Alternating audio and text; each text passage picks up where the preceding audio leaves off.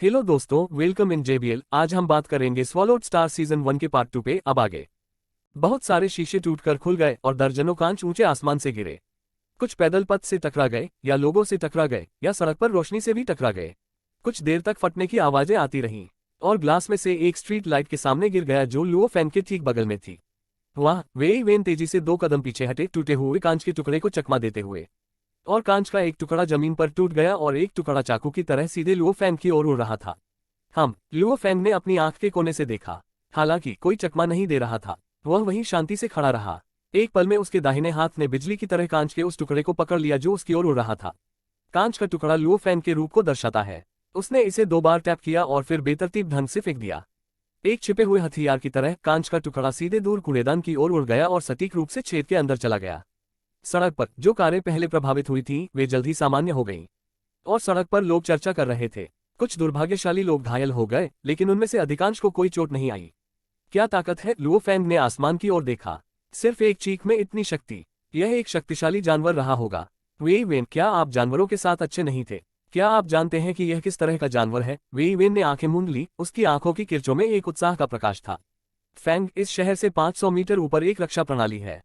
यह जानवर निश्चित रूप से 500 मीटर से ऊपर उड़ रहा था।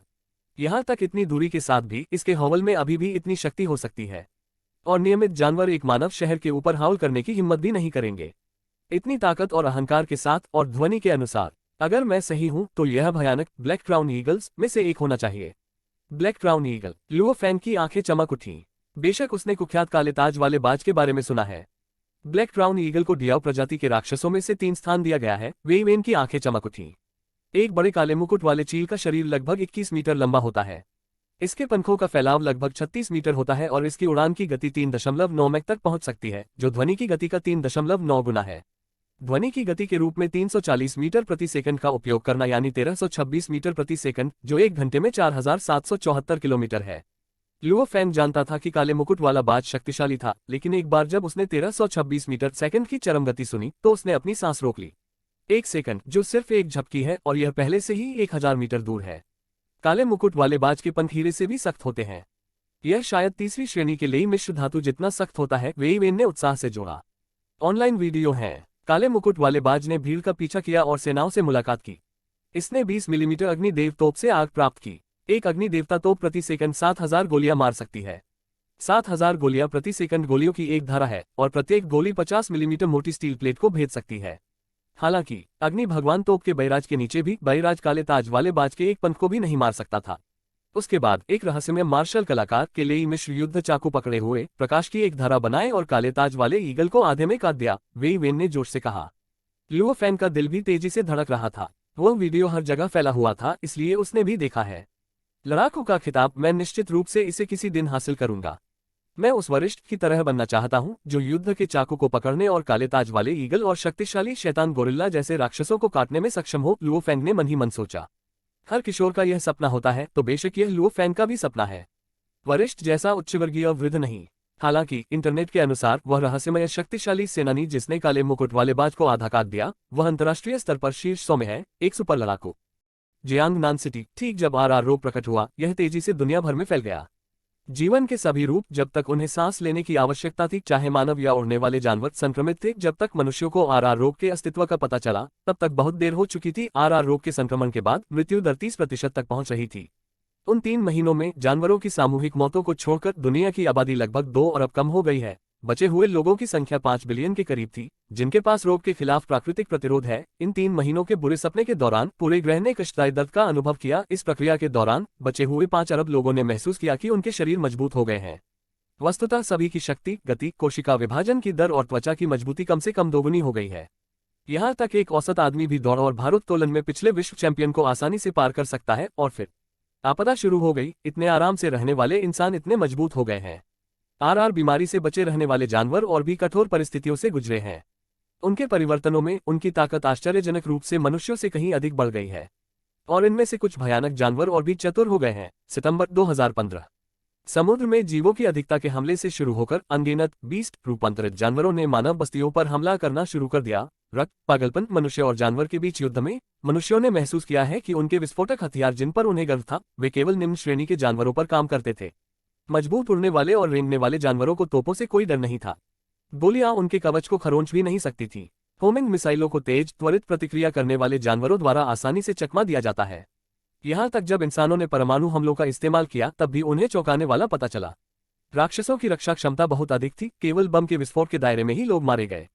आसपास के क्षेत्र में राक्षस मारे नहीं गए थे। बम की ताकत उतनी मजबूत नहीं थी जितना इंसानों ने सोचा था। भले ही इसने राक्षसों की भीड़ को मार डाला, लेकिन बम से निकलने वाले विकिरण ने और भी भयानक राक्षसों को जन्म दिया। उस वर्ष का सबसे प्रसिद्ध और भयानक राक्षस क्रिम्सन स्काई वुल्फ था, जो उड़ सकता था और सैकड़ों हजारों लोगों की हत्या कर सकता था। यह उस समय था जब लोगों को पता चला था विकिरण वास्तव में राक्षसों को बदल सकता है। यद्यपि भयानक राक्षस दिखाई दिए, शक्तिशाली योद्धा भी मानव पक्ष से उभरे। क्रिम्सन स्काई वुल्फ को एक सुपर शक्तिशाली योद्धा द्वारा हराया गया था जो उड़ भी सकता था। अंतर्राष्ट्रीय स्तर पर नंबर 2 थंडरलॉर्ड। इन योद्धाओं ने एक महत्वपूर्ण समय में बड़ी संख्या में सामान्य नागरिकों को बचाया। उन्होंने राक्षसों की भीड़ से लड़ने में सेना की सहायता की। इस दौरान कई महाकाव्य कहानियां सामने आईं। मानव वैज्ञानिक केलुओ देसेनाथ ने चंद्रमा पर पाए जाने वाले ब्लू गोल्ड नामक धातु के साथ साथ राक्षसों की लाशों से सामग्री का इस्तेमाल किया, जो धातु मिश्र धातु को हीरे से भी कठिन बना देता है। केलुओ मिश्र धातु। इन शक्तिशाली हथियारों को देखते हुए जो राक्षसों के कवच को काट सकते थे, शक्तिशाली योद्धाओं को अब केवल अपने नंगे हाथों पर निर्भर नहीं रहना पड़ता था। लुओ फैंग के दिमाग में इतिहास का यह हिस्सा बहुत स्पष्ट था। युद्ध के दौरान शहर का एक बड़ा हिस्सा नष्ट हो गया था। वोहुआक्सिया महाद्वीप में बड़ी आबादी को स्थानांतरित करने के लिए देश जल्दबाजी में 6 प्रमुख ठिकानों का निर्माण कर रहे थे। योद्धाओं के लिए मेरे देश और भारत के पास सबसे बड़ी रकम है। प्रौद्योगिकी के लिए संयुक्त राज्य अमेरिका, यूरोपीय संघ और रूस नेता थे। चूंकि समुद्र में राक्षसों की संख्या अथाह है, सभी द्वीप देश नष्ट हो गए। अब भी समुद्र राक्षसों का क्षेत्र है। मानवता और राक्षसों के बीच युद्ध में केवल वही देश है जो अपनी रक्षा करने में सक्षम है। भारत, संयुक्त राज्य अमेरिका, यूरोपीय संघ, रूस और मेरा देश। बाकी देश बहुत पहले नष्ट हो गए थे। महत्वपूर्ण क्षण में यूनाइटेड अर्थ फेडरेशन का गठन किया गया, जिसमें 5 देश इसके केंद्रक के रूप में थे। यूनाइटेड अर्थ फेडरेशन की संयुक्त सेना ने दुनिया भर में कई मानव आधार बनाने में मदद की। लुओ फैंग अचंभित। 5.5 साल तक चलने वाला युद्ध, सबसे भयानक युद्ध। इस युद्ध में मरने वालों की कुल संख्या लगभग 10 बिलियन थी। केवल 5 देशों द्वारा अनुरक्षित प्रणाली ही अक्षुण्ण बनी रही। बाकी देशों के बचे हुए लोगों ने विभिन्न मानव आधारों में एक साथ मिला दिया। अब भूमि पर मनुष्य लाभ बनाए रखता है, लेकिन समुद्र में मौजूद अनगिनत राक्षस समुद्र पर अपना नियंत्रण बनाए रखते हैं। 2013 से 2021 तक इन 8 वर्षों में मानव इतिहास का महान निर्वाण काल। लुओ फैंग सोफे पर बैठ गया। दीवार पर लगी घड़ी ने 5 बार बजी, जो संकेत करती है कि अभी शाम के 5 बज रहे हैं। भव्य निर्वाण काल। लुओ हुआ अचंभित। भाई, सच में मैं वास्तव में अपने सिर को लपेट नहीं सकता कि ग्रैंड निर्वाण काल पहले दुनिया कैसी थी। 200 से अधिक देश थे तो कितने लोग थे? केवल 7 बिलियन। कुछ देश गंभीर खतरे में होंगे। केवल एक शक्तिशाली जानवर पूरे देश को मानचित्र से मिटा सकता है। लुओ फैंग ने सिर हिलाया, जिसके कारण पूरी दुनिया में 5 शक्तिशाली देश और 23 शहर शामिल हैं। पूरे ग्रह पर कुल 5 देश थे: चीन, भारत, संयुक्त राज्य अमेरिका, यूरोपीय संघ और रूस। दक्षिण अमेरिका और अफ्रीका जैसे स्थानों ने 23 शहरों या ठिकानों को बनाया। चीन के 6 मानव ठिकाने थे, जो वर्तमान के 6 प्रमुख शहर हैं। लुओ फैंग का घर यिएन क्षेत्र का यांग झोउ शहर था, जो जियांग नान शहर के 8 हिस्सों में से एक था।